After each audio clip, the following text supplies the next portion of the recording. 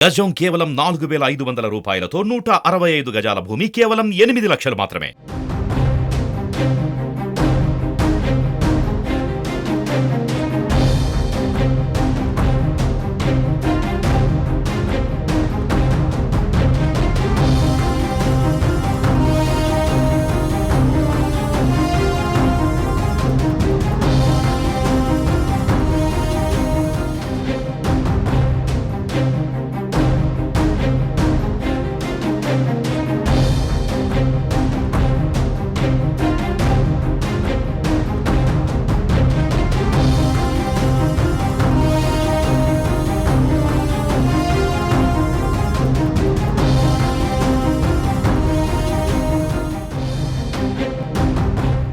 తెలంగాణలో కాంగ్రెస్ అధికారంలోకి వచ్చి నెల రోజులైంది. సీఎం రేవంత్ రెడ్డి పరిపాలనా పగ్గాలు చేతపట్టిన ఈ నెల రోజుల్లో తన మార్కేంటో చూపించారు.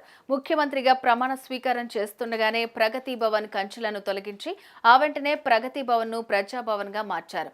ప్రజా పాలనే తన ధ్యేయమన్న రేవంత్ ఇచ్చిన మాటను నిలబెట్టుకుంటూ ముందుకు సాగుతున్నారు. ఇక తన నెల రోజుల పాలనపై ముఖ్యమంత్రి రేవంత్ రెడ్డి ట్వీట్ చేశారు.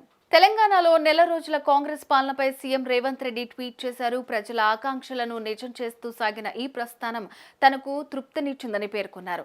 సంఖ్యలను తెంచి స్వేచ్ఛను పంచి జనం ఆకాంక్షలను నిజం చేస్తూ సేవకులమే తప్ప పాలకులం కాదన్న మాటను నిలబెట్టుకుంటూ పాలనను ప్రజలకు చేరువ చేస్తూ అన్నగా నేనున్నానని హామీ ఇస్తూ జరిగిన నెల రోజుల ప్రయాణం కొత్త అనుభూతినిచ్చిందన్నారు.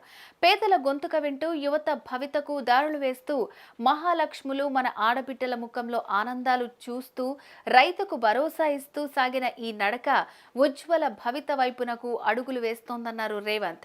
పెట్టుబడులకు కట్టుబడి ఉన్నామంటూ పారిశ్రామిక వృద్ధికి పెద్దపీట వేస్తూ నగరాల అభివృద్ధికి నగిశీలు చెక్కుతూ మత్తులేని చైతన్య తెలంగాణ కోసం గట్టి పట్టుదలతో ఈ పాలన బాధ్యతగా సాగిందని ట్వీట్లో పేర్కొన్నారు. తెలంగాణ ప్రజల గుండెల్లో శాశ్వతంగా నిలిచిపోయేలాగా ఇక ముందు కూడా నా బాధ్యత నిర్వర్తిస్తా అని తెలిపారు.